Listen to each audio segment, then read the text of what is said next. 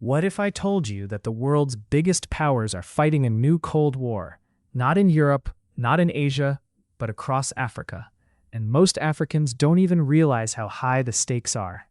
More than a century after European colonial powers divided Africa, a new scramble has begun. This time, the weapons aren't just armies. They're debt, military bases, minerals, artificial intelligence, and influence. Since 2020, several African nations have experienced military takeovers.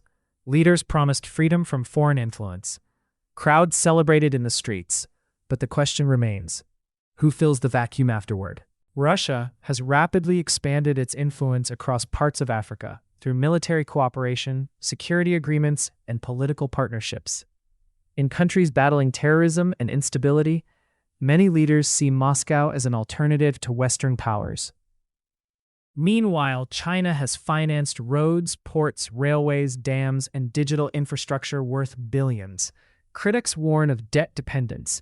Supporters argue China is building what others only promised. The United States and Europe are fighting to maintain influence through investment, diplomacy, security partnerships, and access to Africa's critical minerals needed for electric vehicles and artificial intelligence. But while powerful nations compete, ordinary Africans face rising food prices, unemployment, insecurity, and political uncertainty.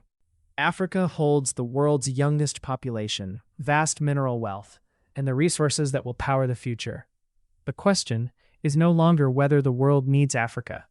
The question is whether Africa can control its own destiny before others do. The next global superpower race may not be won in Washington, Moscow, Beijing, or Brussels.